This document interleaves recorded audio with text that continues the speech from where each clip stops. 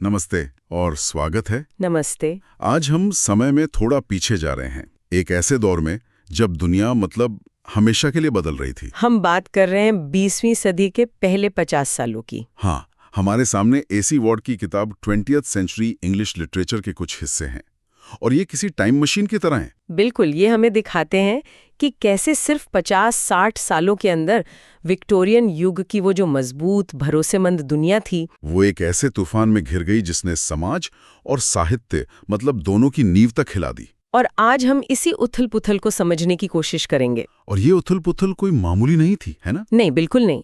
शुरुआत ही एक बहुत दमदार बात से होती है। हाँ। कि इन 50 सालों में इंसानियत ने शायद पिछली 50 पीढ़ियों से ज्यादा बदलाव देखे। 50 पीढ़ियों से ज्यादा? हाँ, और ये सिर्फ हवाई जहाज या मोटर कार जैसी नई मशीनों की बात नहीं थी, ये तो दिमाग और आत्मा का बदलाव था। बिल्कुल।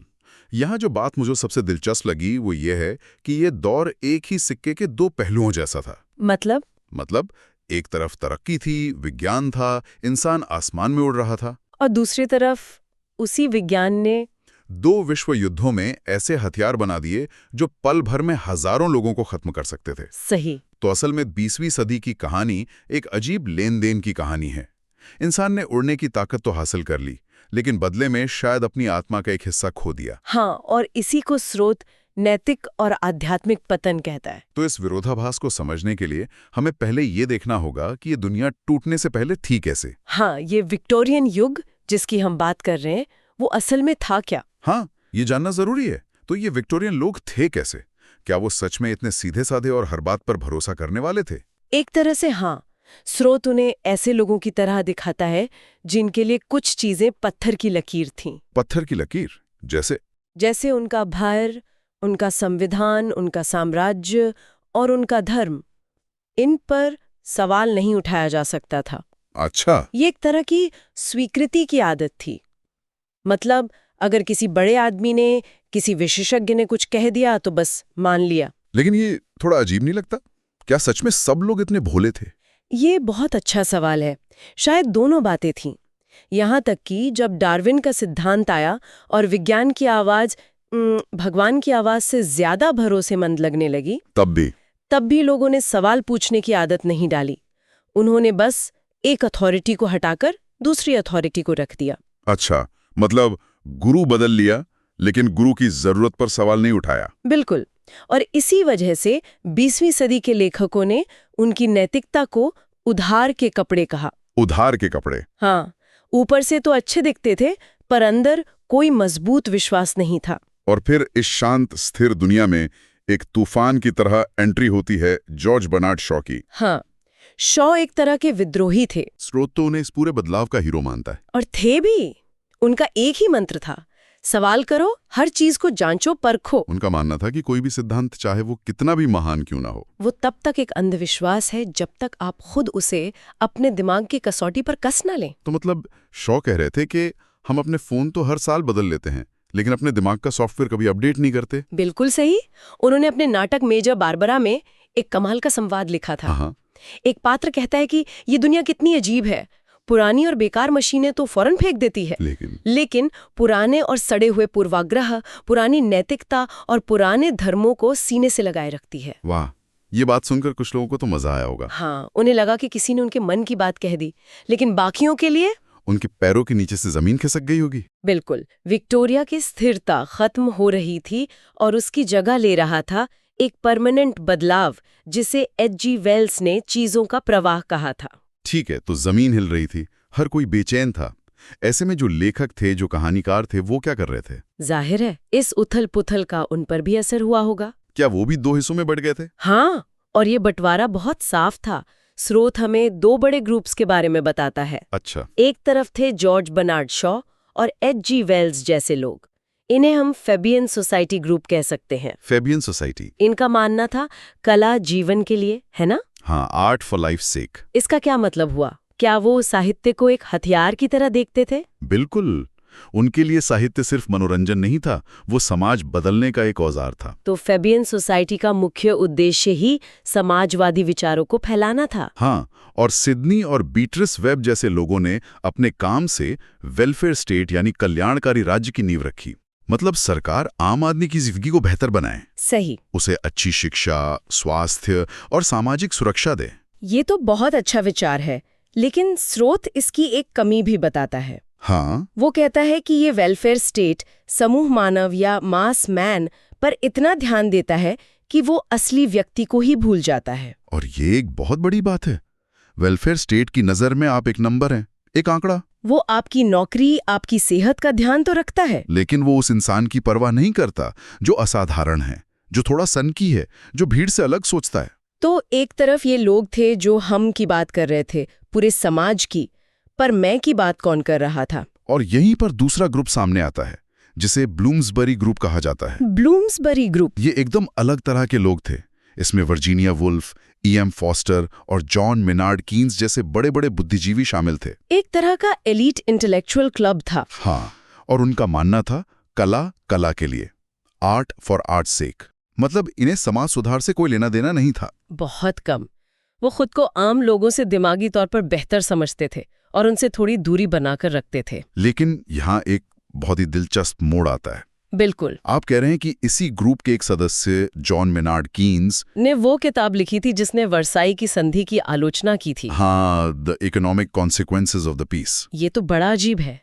एक साहित्यिक ग्रुप का आदमी जो कला की बातें करता था, वो अचानक इकोनॉमी और वर्ल्ड वॉर पर किताब क्यों लिख रहा था? यही तो इस दौर का विरोधाभास है। कीन्स ब्लूम्सबरी ग्रुप के सदस्य थे, लेकिन वो एक ब्रिलियंट अर्थशास्त्री भी थे। और उन्होंने अपनी किताब में वर्साई की संधि की धज्जियां उड़ा दी। हाँ, उन्होंने कहा कि जर्मनी पर जो भारी जुर्माना लगाया गया है वो अन्याय है और इससे यूरोप बर्बाद हो जाएगा। और स्रोत इशारा करता है कि शायद इसी किताब ने जर्मनी के लोगों में अन्याय और बदले की भावना को इतना भड़काया कि वो दूसरे विश्व युद्ध का एक बड़ा कारण बन गई। सोचिए, एक लेखक और बुद्धिजीवी की कलम में कितनी ताकत हो सकती है। बिल्कुल। ये तो सच में कमाल की बात है।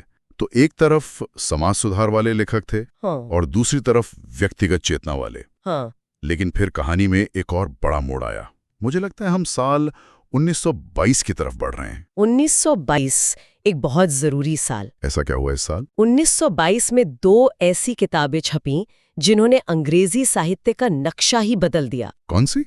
जेम्स जॉयस की यूलिसीज और T.S. एलियट की कविता द वेस्टलैंड। और इनके आने के बाद साहित्य वो नहीं रहा जो पहले था। नहीं, वो आम लोगों से बात करने के रास्ते से हटकर एक बहुत ही मुश्किल, गूढ़ और कहें तो एसोटेरिक रास्ते पे चला गया। एसोटेरिक मतलब इसे समझना आम पाठक के बस की बात नहीं थी। बिल्कुल नहीं। इसे ऐसे समझिए, विक्टोरियन साहित्य एक सीधी सपाट सड़क की तरह था। आपको पता था कि वो कहाँ जा रही है? हाँ, लेकिन 1922 के बाद का साहित्य एक टूटे हुए शीशे की तरह था जिसमें दुनिया के 1000 बिखरे हुए टुकड़े नजर आते थे। तो उन्हें जोड़कर मतलब निकालना पाठक का काम था। सही। साहित्य अब आम लोगों से बात करने के बजाय सिर्फ कुछ चुनिंदा बुद्धिजीवियों के लिए लिखी गई एक पहेली बन गया। तो इसका मतलब ये हुआ कि लेखक और पाठक के बीच एक दीवार खड़ी हो गई। एक बहुत बड़ी दीवार। इससे पहले हार्डी, किपलिंग या शॉ जैसे लेखक आलोचकों और आम जनता दोनों में लोकप्रिय थे। लेकिन जॉयस और एलियट के बाद एक छोटा सा ग्रुप बन गया जो आम पाठक की समझ को तुच्छ नजरों से देखता था। उनमें एक तरह का बौद्धिक अहंकार आ गया। जॉयस का एक प्रशंसक ने तो यहाँ तक लिखा कि जॉयस ने मानसिक अंडरवर्ल्ड की भीड़, हाँ, मानसिक अंडरवर्ल्ड की भीड़, यानी आम पाठकों के सामने कभी भी अपनी बुद्धि के साथ समझौता नहीं किया। वाह, ये तो आम पाठकों की सीधी सीधी बेइज्जती है। तो लेकिन ये जो अकादमिक दुनिया थी, हाँ। जो इन मुश्किल किताबों का मतलब निकालती थी, हाँ। क्या ये कभी-कभी अपनी ही दुनिया में ज्यादा नहीं खो जाती थी? अरे पूछिए मत। स्रोत में एक बहुत ही मजेदार किस्सा है जो इसी बात को दिखाता है। अच्छा। एक बहुत बड़े आलोचक थे, विलियम एम्सन। उन्होंने T.S. एलियट की एक कविता का बहुत गहरा, बहुत शानदार विश्लेषण किया। ठीक है। उन्होंने कविता की एक लाइन के कई मतलब निकाले, उसमें छिपे हुए प्रतीक खोजे। सबने उनकी बहुत तारीफ की। और फिर पता चला कि जिस लाइन का उन्होंने इतना गहरा विश्लेषण किया था वो असल में एक प्रिंटिंग की गलती थी। क्या सच में? हाँ, कविता के अगले संस्करण में जब उस गलती को ठीक कर दिया गया तो एम्सन का पूरा विश्लेषण हवा में उड़ गया। मतलब उसका कोई आधार ही नहीं बचा? कुछ भी नहीं। सोचिए, एक पूरी एकेडमिक थियरी, बड़े बड़े विश्लेषण, सब कुछ एक मामूली सी प्रिंटिंग की गलती पर टिका था। इससे मजेदार बात क्या हो सकती है? ये किस्सा दिखाता है कि ये बौद्धिक वर्ग आम जिंदगी से कितना कट चुका था। बिल्कुल। ये तो हुई किताबों और बुद्धिजीवियों की दुनिया, लेकिन बाहर की दुनिया में तो असली आग लगी हुई थी। 2 वर्ल्ड वॉर्स हो चुके थे। उसने सब कुछ बदल दिया। पहले विश्व युद्ध के बाद तो लोगों का युद्ध से मोह भंग हो गया था। हाँ, युद्ध विरोधी किताबों की बाढ़ आ गई, जैसे all quite on the western front. लोगों को लगा कि युद्ध एक भयानक चीज है और दोबारा कभी नहीं होना चाहिए। लेकिन दूसरे विश्व युद्ध के दौरान माहौल बहुत अलग था। बहुत अलग। कोई जोश या उत्साह नहीं था, बल्कि एक शांत और निराशाजनक दृढ़ संकल्प था कि इसे खत्म करना ही है। और इस निराशा का असर समाज पर भी दिखा होगा। बुरी तरह से। अपराध, वेश्यावृत्ति और सामाजिक असंतोष बहुत बढ़ गया। ये तो बड़ी उल्टी बात हो गई। हाँ, सबको लगा था कि जब वेलफेयर स्टेट सबको आर्थिक सुरक्षा देगा, जब लोगों का पेट भरा होगा, तो समाज में खुशहाली आएगी। पर हुआ इसका ठीक उल्टा। शायद इसलिए कि सिर्फ पेट भरना काफी नहीं होता। और इसी दौर में युवाओं का विद्रोह भी शुरू हुआ। स्रोत में बीटनिक्स का जिक्र है। ये कौन लोग थे? बीटनिक्स अमेरिका से उठा एक आंदोलन था। ये वो नौजवान थे जो अमेरिकी समाज, उसकी सफलता की दौड़, उसके नियमों से पूरी तरह निराश हो चुके थे। उन्होंने कहा, हमें इस खेल का हिस्सा नहीं बनना। बिल्कुल। और वो समाज से बाहर निकल गए। उन्होंने हर नियम तोड़ा, नौकरी, शादी, घर, सब कुछ। उनका पहनावा, जीन्स और डीए स्वेटर्स और उनका व्यवहार, सब कुछ विद्रोह का प्रतीक बन गया। हाँ, और उनका असर ब्रिटेन की युवाओं पर भी पड़ा। मतलब एक पूरी पीढ़ी थी जो कह रही थी कि हमें आपका बनाया हुआ समाज मंजूर नहीं है। सही। और इसी के साथ एक और नई दुनिया पैदा हो रही थी, विज्ञापन की दुनिया। हाँ, और ये बहुत चालाक दुनिया थी। विज्ञापन बनाने वालों ने डेप्थ साइकोलॉजी का इस्तेमाल करना शुरू कर दिया। ये डेप्थ साइकोलॉजी क्या चीज है? सुनने में बड़ा भारी शब्द लगता है। सीधे शब्दों में ये आपके दिमाग के साथ खेलने का तरीका है। अच्छा। विज्ञापन अब आपको ये नहीं बता रहे थे कि उनका साबुन कितना अच्छा है। नहीं, वो आपकी चेतन मन से नहीं, आपके अवचेतन मन से बात कर रहे थे। वो आपकी छिपी हुई इच्छाओं, आपके डर, आपकी इनसिक्योरिटीज को निशाना बना रहे थे। बिल्कुल। जैसे बियर के विज्ञापन में बियर की क्वालिटी नहीं, बल्कि दोस्ती और भाईचारा दिखाया जाता था, या चॉकलेट को माँ के प्यार से जोड़ा जाता था। ये भावनाओं का खेल था, तर्क का नहीं। हाँ। और व्यंग्य यानी सटायर का क्या हुआ? वो तो हमेशा से समाज को आईना दिखाने का एक मजबूत तरीका रहा है। उसका भी स्तर गिर गया। जो व्यंग्य कभी शॉ जैसे लेखकों के हाथ में सामाजिक सुधार का एक शक्तिशाली हथियार था, वो अब सिर्फ मजाक उड़ाने और उपहास करने का एक सस्ता जरिया बन गया। हाँ, उसमें वो पैनी बुद्धि नहीं रही, बस कड़वाहट रह गई। तो अगर हम इन सारे बिखरे हुए टुकड़ों को जोड़ें, टूटते हुए विश्वास, बढ़ते हुए लेखक, मुश्किल साहित्य, युद्ध, विद्रोह, विज्ञापन, तो आखिर में तस्वीर क्या बनती है? तस्वीर बनती है विक्टोरियन युग के पूरी तरह से पतन की, उसकी स्थिरता, उसकी व्यवस्था, उसकी गरिमा की भावना का अंत। लेकिन स्रोत एक बहुत जरूरी बात भी कहता है। हाँ, कि विक्टोरियन युग अपनी ही बनाई हुई दीवारों के बोझ से मरने के लिए मजबूर था। उसका पाखंड, उसकी दबी हुई इच्छाएं, ये सब एक दिन फटना ही था।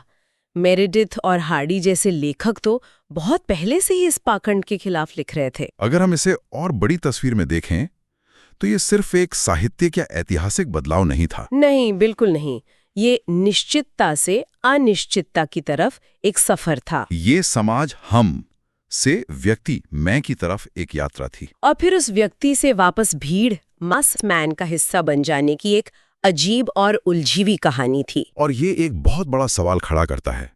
जब आप हर पुरानी चीज पर, हर पुराने विश्वास पर सवाल उठा देते हैं, तो उससे जो एक आध्यात्मिक खालीपन पैदा होता है, उसे कौन भरता है? स्रोत के अंत में एक बहुत ही चौंकाने वाली लेकिन सोचने पर मजबूर करने वाली बात कही गई है। कौन सी? वो कहता है कि आज जब हम पीछे मुड़कर विक्टोरियन युग को देखते हैं, तो उसका वो पाखंड हमें अब एक प्रशंसनीय संयम और शालीनता जैसा लगता है, खासकर आज के दिखावे और एग्जिबिशनिज्म के दौर की तुलना में। ये कमाल की बात है ना? हाँ, जिस चीज को उस जमाने के लोग पखंड कहकर खारिज कर रहे थे, आज वही हमें एक अच्छी चीज लग रही है। और यहीं से एक आखिरी सवाल उठता है जिस पर हमारे लिसनर सोच सकते हैं। वो ये कि क्या 20वीं सदी के उस दौर का अराजक, बेचैन और हर चीज पर सवाल उठाने वाला माहौल आज के हमारे डिजिटल युग के माहौल से मिलता जुलता नहीं है? जहां हर आवाज को एक मंच मिला हुआ है, जहां कोई भी स्थापित सच सुरक्षित नहीं है, और जहां हर कोई अपनी अपनी कहानी सुना रहा है। और अगर ऐसा है, तो क्या उस दौर के साहित्य और समाज का अध्ययन हमें अपनी आज की उथल-पुथल को समझने में कोई मदद कर सकता है?